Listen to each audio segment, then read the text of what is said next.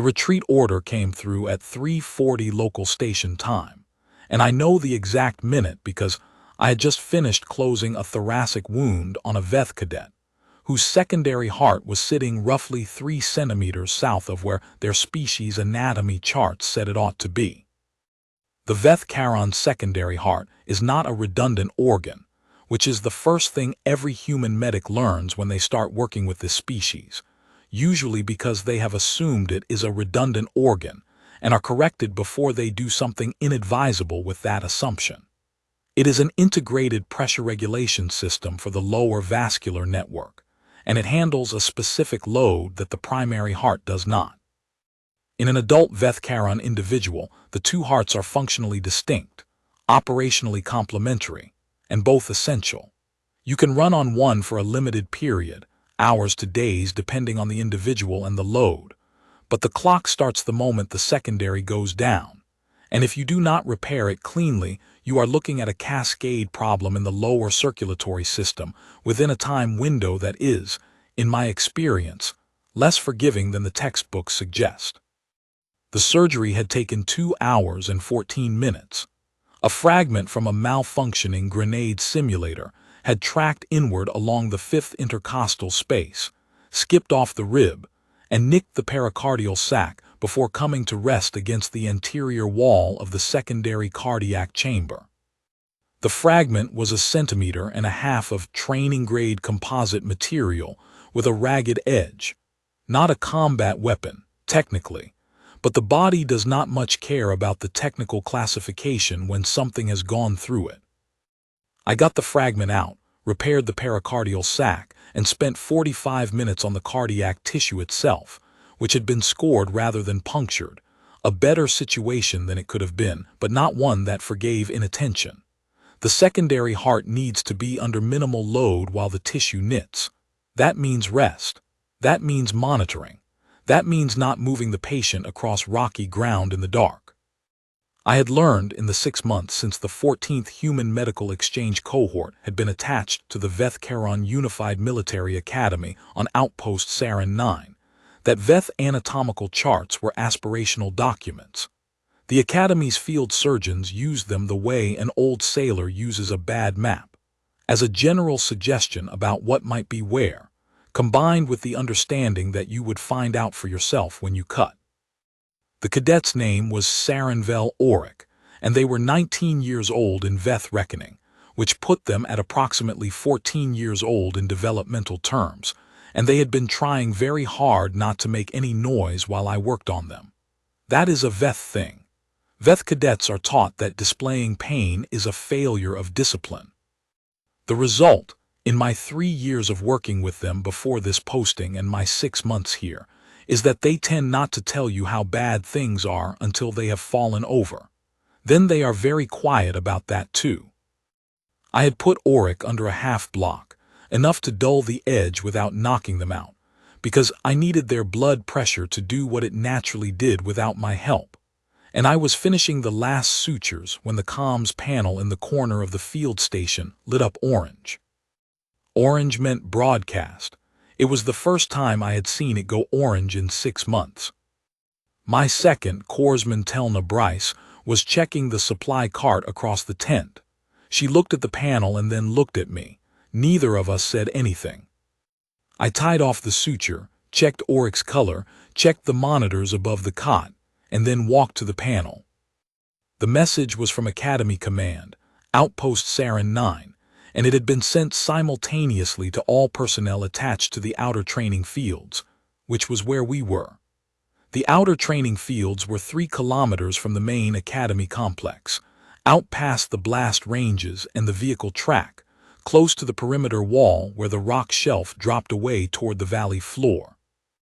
We were here because the Academy had moved a series of advanced live-fire exercises to the outer ranges in the last 2 weeks, and Command had wanted a forward medical station within faster response distance.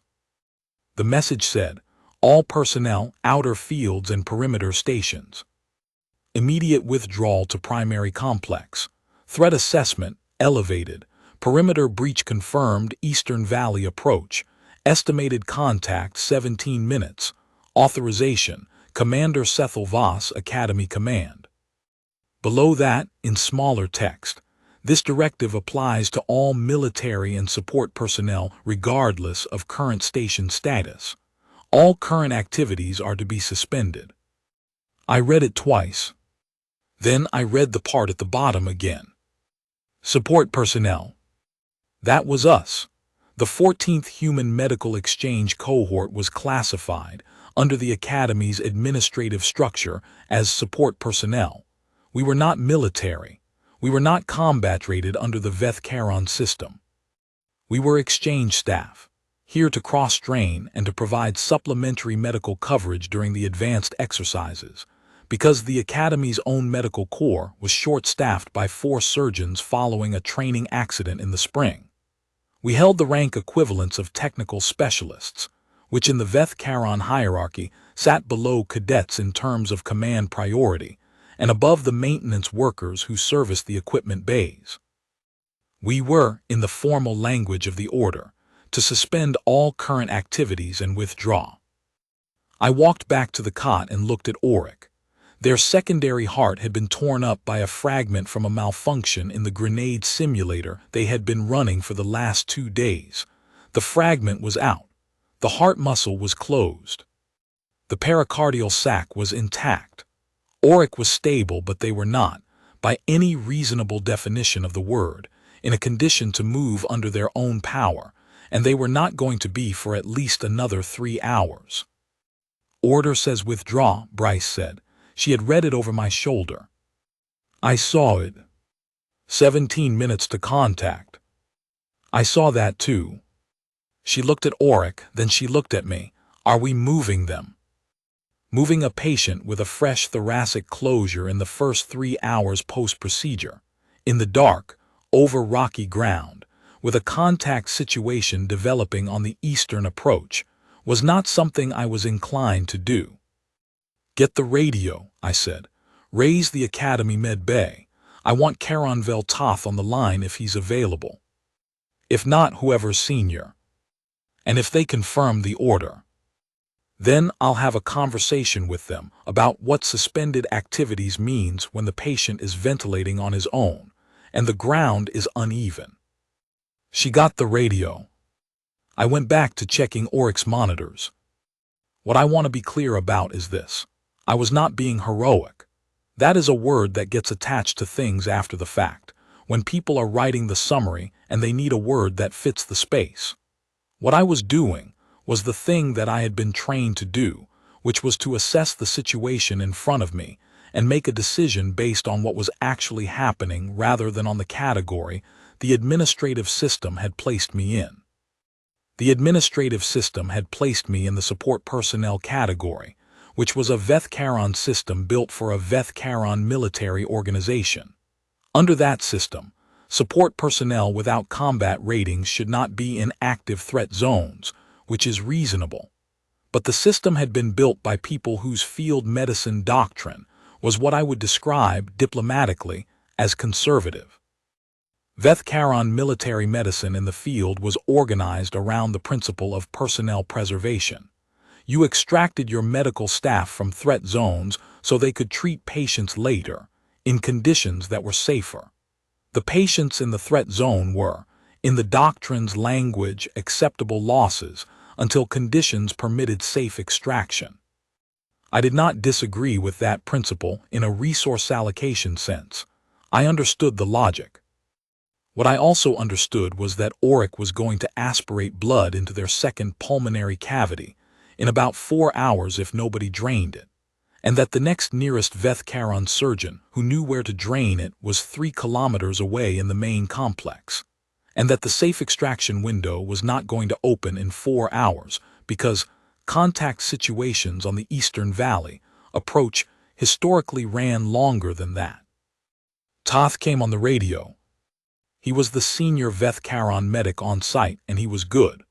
One of the better surgeons I had worked alongside in my career, with hands that did what he told them to do, and a clinical mind that actually updated when he got new information, which in my experience is rarer than it should be. He was a precise man who thought precisely and documented precisely, and did not, as far as I had ever observed, make decisions for reasons other than the clinical or institutional ones he stated. In 6 months, I had not once seen him dismiss an idea because it came from a human exchange staffer rather than a Veth Charon clinician. That sounds like a low bar. In practice, it was not. He was also, by the time we were speaking, in the main complex, because he was Veth Charon military and his combat rating said to withdraw, and he had withdrawn. "Rennick," he said, "confirm your status." "Forward station. I've got a thoracic closure, 3 hours post-op, secondary heart involvement. Patient is auric, cadet secondary, outer range 7. I need guidance on the drainage protocol if the secondary cavity starts to load." There was a pause. "Rennick, the order is withdraw." "I understand the order. I'm telling you my patient's status." Another pause, longer this time. "The order is broad application," he said. "All support personnel." "Toth, if I move him in the next hour and the closure tears, he drowns in his own chest. What is your guidance?" The silence on that end lasted long enough that Bryce looked at me with a question on her face. I shook my head a little. "Not yet." "Stay on the line," Toth said finally. He went to get someone. I did not know who, and it did not change what I was going to do, but I was not going to be the one who made the unilateral decision without giving the chain of command an opportunity to weigh in. That is not how I was trained, and it is not how I operate. The difference between a medic who makes a hard call and one who makes an insubordinate mess is usually whether they told the chain what they were doing and why, and whether they gave the chain a genuine opportunity to direct them differently before they acted. I had known, when I walked to the radio, that the conversation was probably going to end with me staying. I had also known that saying so without asking was not the correct procedure. The chain of command is a real thing, not a bureaucratic inconvenience.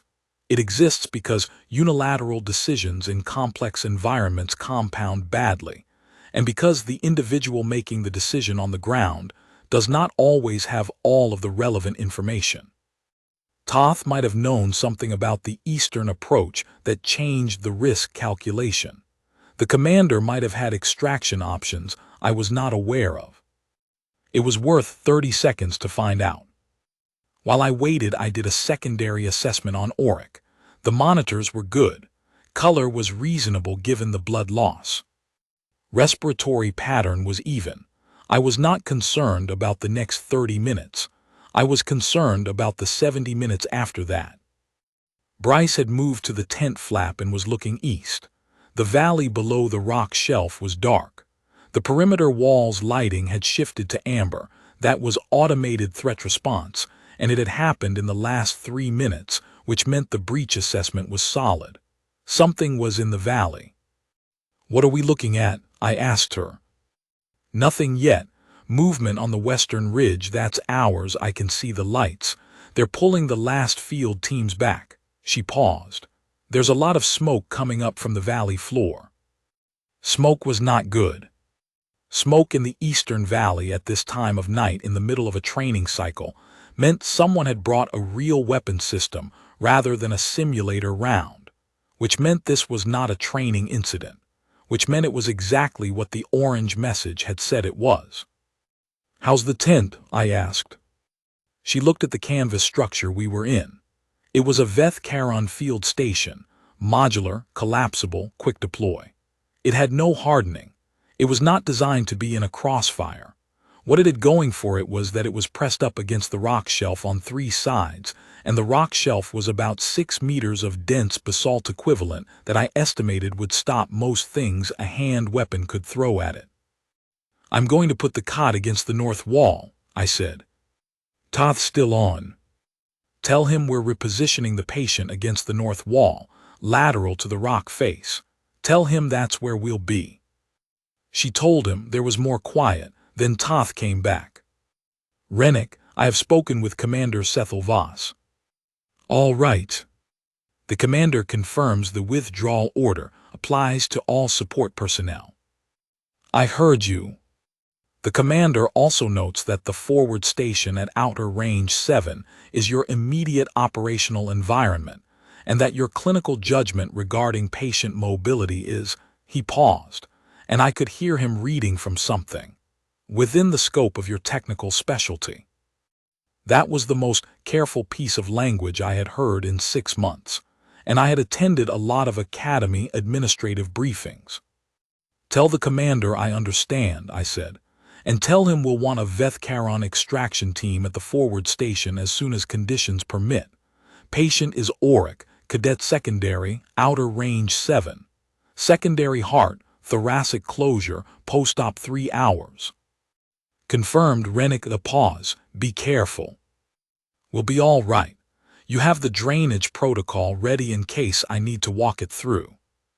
He had it ready.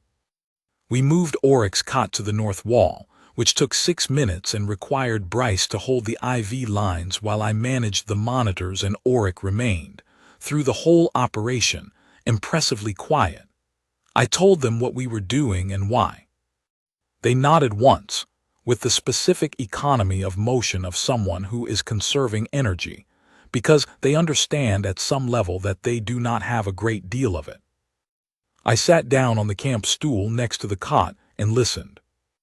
What you develop, after enough time in field medicine in enough different environments, is a sense for the sound profile of a deteriorating situation. Not a mystical sense, a trained one.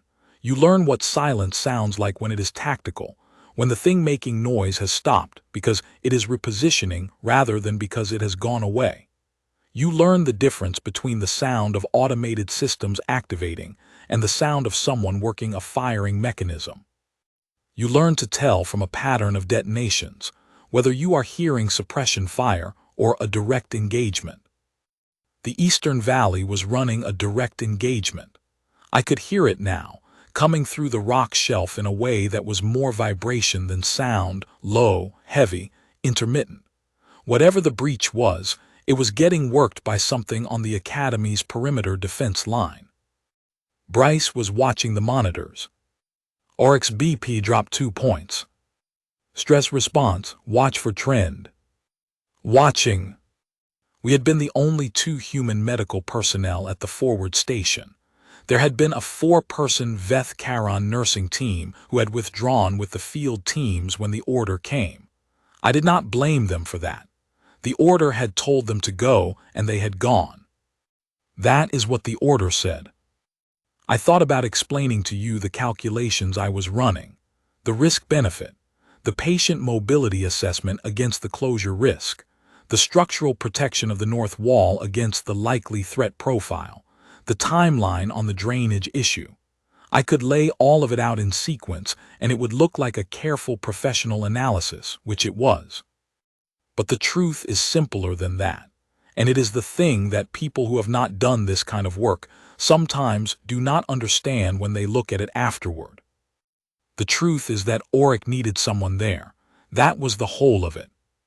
A 19-year-old cadet, 14, developmentally, with a torn secondary heart and a fresh surgical closure, needed someone there, and I was there, and moving was going to kill them more reliably than staying. Everything else was detail. The engagement in the valley ran for approximately 45 minutes. I know because I was watching the time on the monitor above Auric's cot, checking their respiratory pattern every 3 minutes and their pressure every 5, and the silence came back at what was close to 4:30. In that 45 minutes, 3 rounds impacted the area within what I estimated was 50 meters of the forward station. I say estimated because the impacts were not visible from our position, and the basalt shelf absorbed the direct pressure wave, but we felt them as concussions. The first one rattled the supply cart and knocked a package of IV fluids off the upper shelf, and Bryce caught it without looking up from the monitors, which I thought was impressive. The second was farther away and just made the lamp swing. The third was close enough to throw dust off the rock face, and I had Auric's cot at the wall and my arm across the safety bar, and I told them to close their eyes and hold on to the frame. They held on. They did not make a sound. I said, "Good cadet." It came out in Standard rather than Veth Charon, which they spoke imperfectly, and I was not sure they had understood me until they tightened their grip on the frame a little, which I am going to count. The lamp stopped swinging. The supply cart had not tipped. The monitors were on battery now because the connection to the field power grid had cut somewhere after the second impact, and the battery showed 60%, which was more than enough for what I needed. Oryx's pressure had dipped after the third impact. They were scared, which they did not show, but which showed up in the numbers. There is a specific problem with patients who are trained not to display distress. The problem is not that they are stoicism I can work with. The problem is that they have suppressed the feedback loop between their body and their behavior, which means that by the time they show you something, they have been suppressing it for a while. Oryx's training was producing exactly this pattern. Their face was still. Their grip on the cot frame was tight. Their pressure had dropped 2 points in 7 minutes, and the trend was not reassuring. I needed to interrupt the suppression. "Tell me what happens to a Veth secondary heart when the patient is under sympathetic stress," I said. They looked at me, not confusion, reassessment. They had not expected to be talked to. "It's your heart," I said. "You should know what it's doing." There was a pause.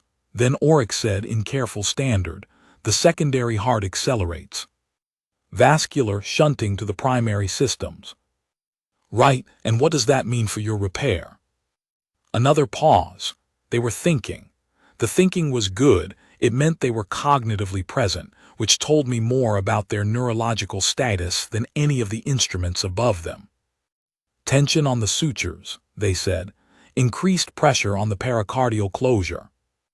"Right, so I need your nervous system to settle down, which means I need you to do something for me. Can you do that?" "What?" "Count something. Whatever you want. Count your breaths, count ceiling panels, just give me a slow count." A long pause. Then very quietly they began to count the ceiling panels of the tent. In Veth Charon, which I did not speak well, but I could hear the numbers. Their pressure stabilized inside 4 minutes. I have used variations of that technique, engaging the cognitive center of a frightened patient in a task that requires sequential thinking and verbal output. For about 7 of the 11 years I have been doing this work. The mechanism is not fully understood, which I find slightly embarrassing given how reliably it works. The working theory is that serial language production occupies enough of the neural bandwidth that the stress response circuitry loses priority. The practical reality is that a patient who is quietly counting ceiling panels in their native language is a patient who is not catastrophizing about the sounds coming through the rock wall, and their cardiovascular system responds accordingly. I do not know if that means anything about Veth cadets or about this specific one, or about the act of counting in your native language when you are scared. But it worked. It worked on this night with this patient, and I am not going to question the mechanism. The engagement ended. The valley went quiet with the particular quality of something finished rather than something paused. I could hear the perimeter defense system cycling through its post-contact diagnostic, a sound I had learned to recognize in the last 3 weeks as the exercises had intensified. This time the cycle ran longer than I had heard it run in training, 7 minutes against the usual 90 seconds. Bryce stepped to the tent flap and looked out. "Lights are back on at the perimeter wall." "Any movement?" "There's an extraction vehicle on the western approach, Veth Charon markings." That would be the team Toth had arranged. I started getting Oryx ready for transfer. This was a different calculation than moving them had been an hour ago, 45 minutes of additional healing time, a pressure that had stabilized, and an extraction vehicle rather than rough ground. I walked Oryx through what was happening. I told them that they were going to the main medical bay and that Toth would be managing their recovery, and that the surgery had gone well, and that the secondary cardiac tissue would remodel properly over the next several weeks. They listened to all of this. Then they said in Standard, "You stayed. You were here." The order was withdraw. The order said to suspend activities. You're not an activity. A pause. I could not read Veth Charon facial expressions well. Their faces moved differently than human faces, a fact that had taken me 3 months to stop overcorrecting for. But there was something in the stillness of their face at that moment that I recognized without being able to name it. Thank you, they said. You can thank me when the secondary cavity doesn't load, I said. We're not done. Toth has the protocol. You're going to be fine. The extraction team was Veth Charon, 4 personnel in full combat configuration, which told me the all-clear had not formally come through yet even if the perimeter was back to white lights. They came in fast and professional, assessed Oryx's status, checked my closure notes, asked 2 good questions about the cardiac repair, and had the cot transferred to the vehicle in under 4 minutes. Before they sealed the bay, one of them, senior team leader, I could see the rank indicator on the collar, stopped and looked at me directly. Veth Charon direct eye contact is a deliberate act. They do not do it incidentally. Support Specialist Rennick, they said. That's right. You remained. It was not phrased as a question. The patient couldn't be moved, I said. The team leader held the look for another moment. Then they gave me what I later learned was a Veth Charon formal acknowledgement, a very slight lowering of the orbital ridges combined with a turn of the left hand palm outward, which in their hierarchy is used between military personnel of near equal standing. I had never received it. I was, on the official records, support personnel. I nodded back in the way that I hoped conveyed the appropriate level of understanding, and they sealed the bay and took Oryx away. Bryce was already inventorying the supply cart. You want the incident report written up now or after sleep? She asked. Now, I said, while it's accurate. She pulled out the pad. How do you want to classify the decision to remain? I thought about that. Clinical judgment regarding patient mobility. That was what the commander had said, that it was within the scope of my technical specialty. Clinical decision, I said. Patient not ambulatory. Closure risk assessed as prohibitive. Remaining staff were sufficient to maintain patient status through contact period. She wrote it down, and the part where 3 rounds landed within 50 meters. That's in the incident report under environmental conditions. It's accurate. You want to add anything about the North Wall decision, the structural assessment? Sure, add a note that the basalt formation provided effective shelter for the cot position. It's true. She wrote it down. What about the part where Oryx started counting the ceiling panels in Veth Charon, and their pressure came back up? I thought about that one for a moment. Add it under clinical observation, I said. Behavioral de-escalation technique, patient-led, noted for future reference. Bryce wrote it down without comment, which was one of the things I liked best about her. We finished the report, backed it up to the Academy medical system and the exchange cohort's own records, and then I sat on the camp stool for a few minutes while she started breaking down the non-essential equipment. The lamp was back on. The field power had reconnected when the perimeter came back online. The supply cart was intact. The monitors were in their cases. Oryx was 3 kilometers away, and would be in the main medical bay by now with Toth's people looking after the secondary cavity drainage schedule. The valley outside was quiet. The perimeter wall was white. I had been in field medicine for 11 years at that point.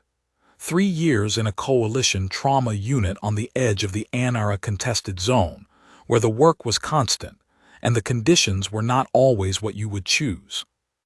2 years on a commercial deep space station, where the medical bay served about 4,000 workers, and the nearest hospital was 8 hours at full burn, and where you learned to operate on things that had no business being operated on, with the tools available because the alternative was worse. 3 years with the exchange program cycling through postings at various allied species installations, which taught me more about xenobiology than any classroom I had sat in, and which also taught me that most sapient species, when they are hurt and frightened and a long way from home, want the same things from a doctor. They want someone to tell them what is happening. They want someone to stay present. They want the procedure done correctly. In 6 months at Veth Caron Academy, Outpost Sarin 9, which had been the most interesting posting of the 11 years, not because the Academy was an especially dramatic environment, but because of what the Academy thought of us and what we thought of ourselves. I should tell you something about the Veth Caron medical system, because it is relevant to what happened and why it happened the way it did. Veth Caron medical doctrine is excellent.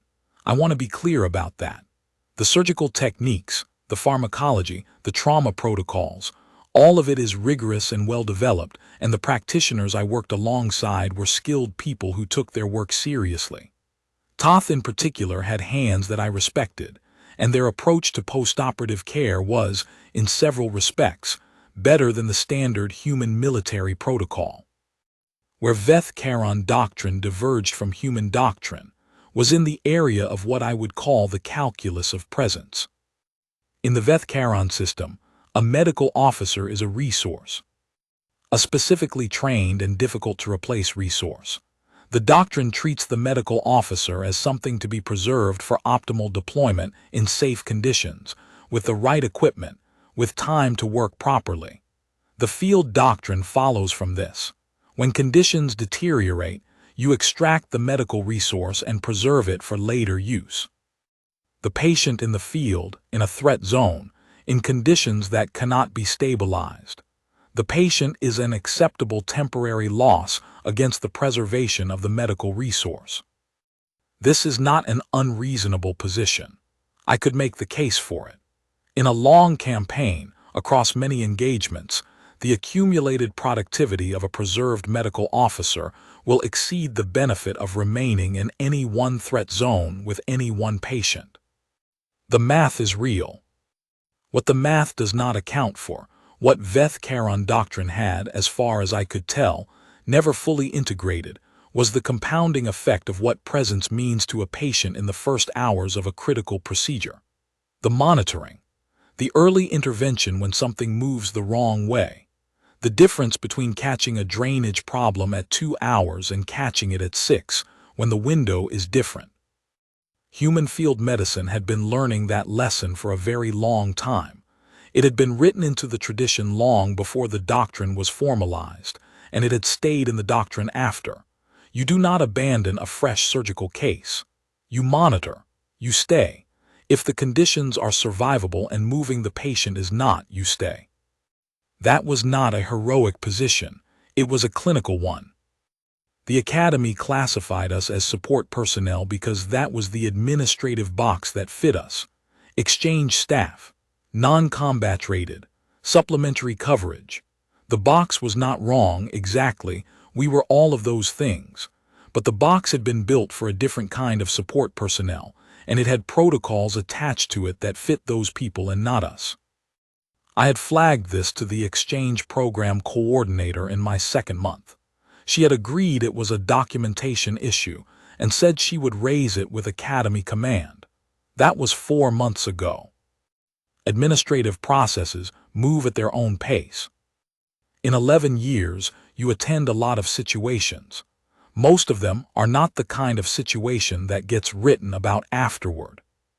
Most of them are the situation where you do the thing you were trained to do, in the conditions you find yourself in, and the patient is either better or worse when you are done.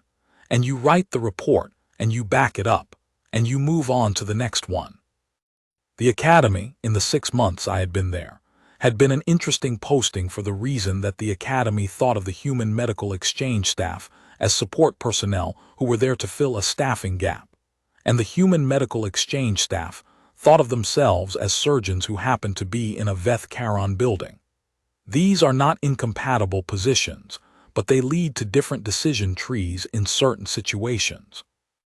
I had been in Command's office 3 times in 6 months. Once to discuss the preferred terminology for informed consent in the Veth Caron cultural context.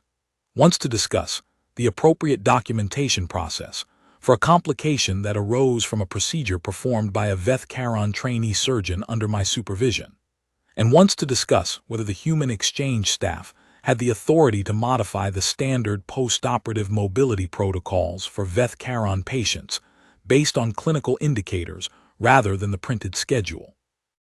That last one had been a 2-hour meeting. The outcome was a written protocol addendum that said, in careful language that Toth had helped translate, that the exchange staff could exercise clinical judgment within the scope of their technical specialty.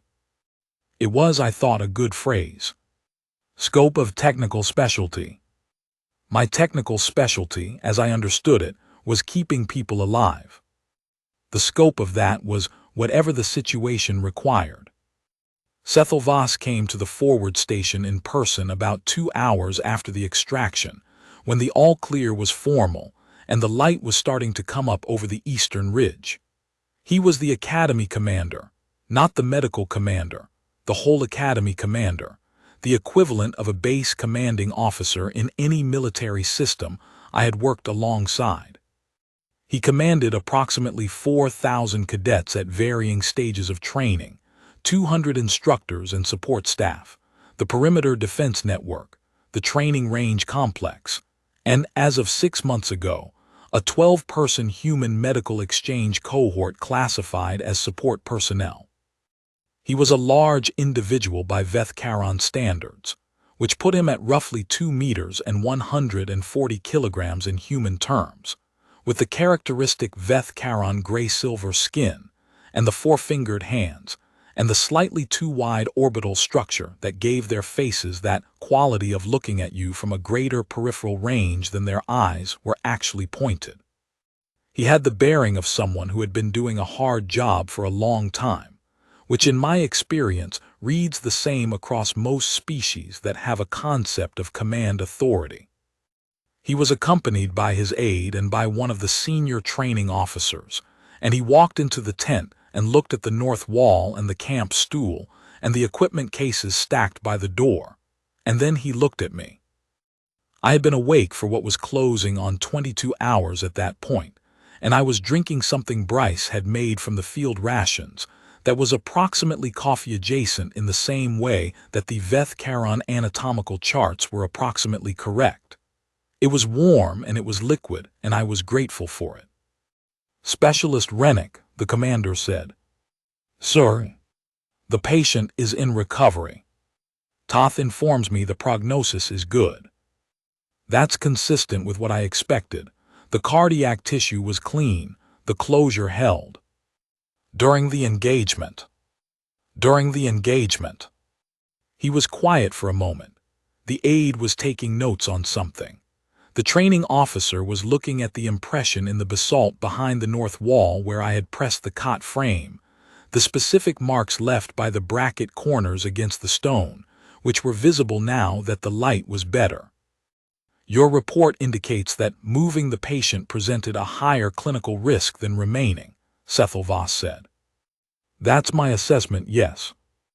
And you made that assessment and remained. I did. Another pause. The withdrawal order was clear. It was. I related to Toth and asked for guidance. He consulted you. The commander's orbital ridges shifted in a way I had learned to read as something between acknowledgement and consideration. I authorized the language about clinical judgment within technical specialty. You did. I operated within that language. He looked at me for a long moment. You were not concerned, he said. It was not quite a question. I thought about how to answer that. I was concerned the whole time. That was the accurate answer. I was concerned about Oryx pressure. I was concerned about the closure. I was concerned about the secondary cavity drainage timeline, and about the battery life on the monitors, and about whether the basalt formation was going to be sufficient against the kind of weapons systems the Eastern Valley engagement suggested were in play. I was not concerned about being in the Crossfire specifically, or rather I was, but it was a lower-order concern than the others. That ordering of concerns is something that you develop after enough time doing field medicine in bad environments. It is not that you do not care about the danger. It is that the danger is a background condition, and the patient is the foreground condition, and the background does not displace the foreground. This is not bravery in the sense that the word usually means.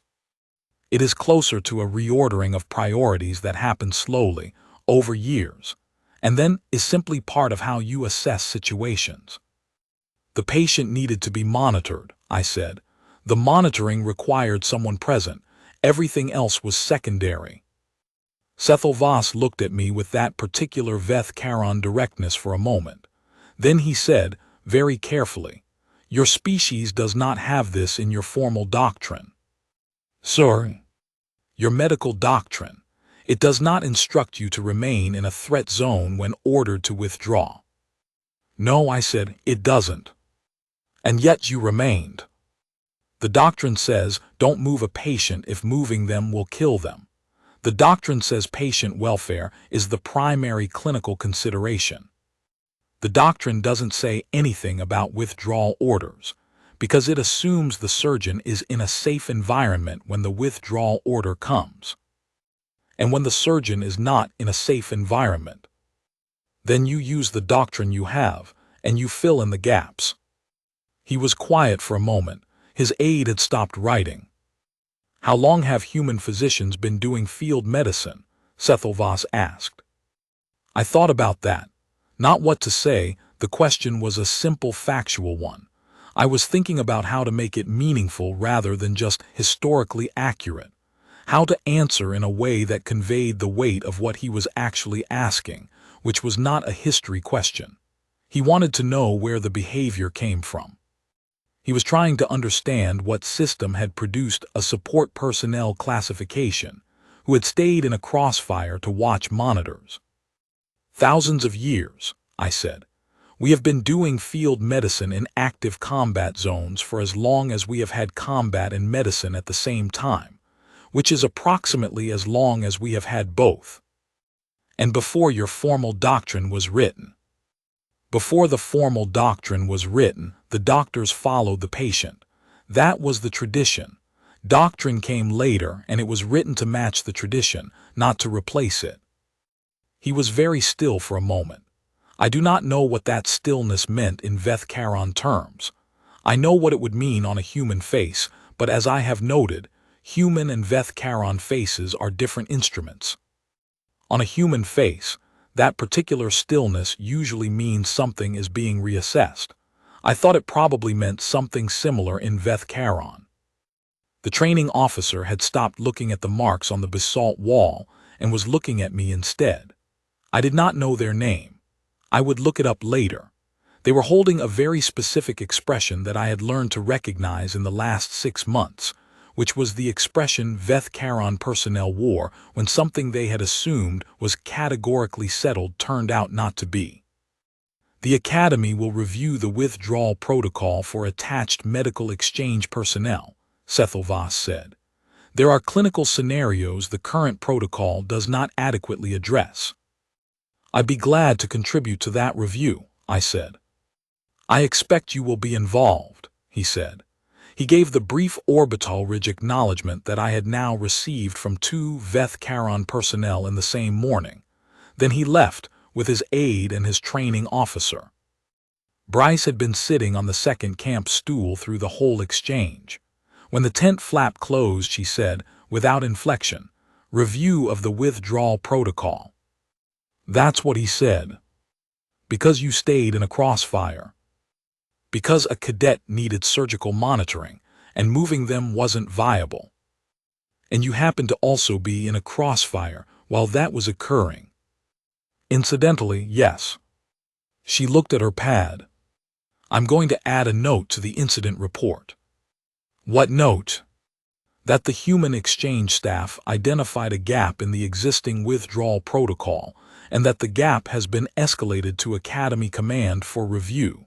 She looked up. "Does that accurately reflect events?" "It's consistent with what the commander said." "Good," she made the note. "You want to sleep before we pack the rest of this." I looked around the tent, the equipment cases, the monitor stands, the supply cart which had not tipped, the basalt wall which had held, the camp stool I had been sitting on for the better part of 5 hours. "I'll sleep after we're back in the main complex," I said. "I want to check in on Auric first." We walked the 3 kilometers back to the main complex in the early morning light, carrying the equipment cases between us. The Eastern Valley was being worked by a Veth Charon recovery team. I could see the vehicles moving on the valley floor from the elevated path, running lights amber in the gray of just before sunrise, moving methodically across the breach site. The perimeter wall was fully white, all systems normal. The academy was waking up, cadets moving between the residence blocks and the training facilities. A morning formation being called somewhere behind the main building. The particular sound of an institution resuming its routines after a disrupted night. The path from the outer ranges to the main complex runs along the top of the rock shelf for the first kilometer, and from it you can see the whole of the Eastern Valley. The breach site was at the far end. I could see where the perimeter defense had engaged, a stretch of the valley floor that looked different from the surrounding terrain in the way that terrain looks after something has happened to it. Flattened. Processed.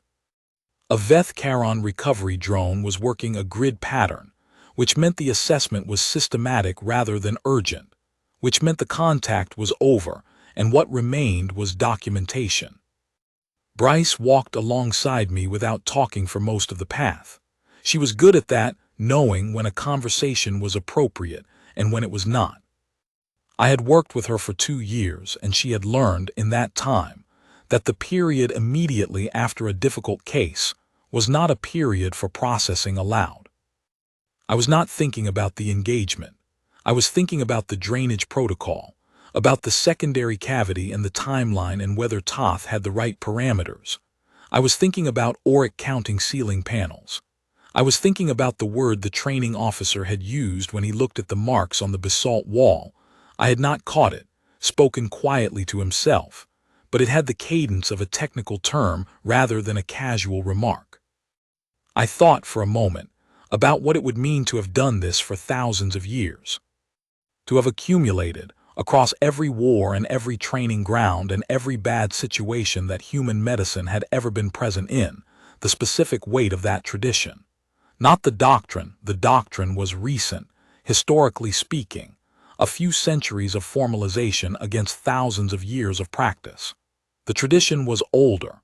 The tradition was a person staying next to a patient because leaving was not something they were going to do. It was not a virtue, exactly. It was closer to a habit, a long-trained, deeply set habit accumulated across more iterations than any individual doctor could count, baked into the professional culture at a level below conscious decision. Sethelvas had asked how long we had been doing it. Thousands of years, I had said. What I had not said, because it would have been imprecise and the moment called for precision, was this: so long that it stopped being a decision. So long that staying was the default and leaving required justification, not staying. So long that the patient in the cot was not a variable in a resource allocation model. The patient was the point. The whole point. Everything else was a constraint to manage around the point. That was the tradition. That was what we had brought to Sarin 9 under the classification of support personnel. Toth met us at the medical bay entrance. He was clearly tired.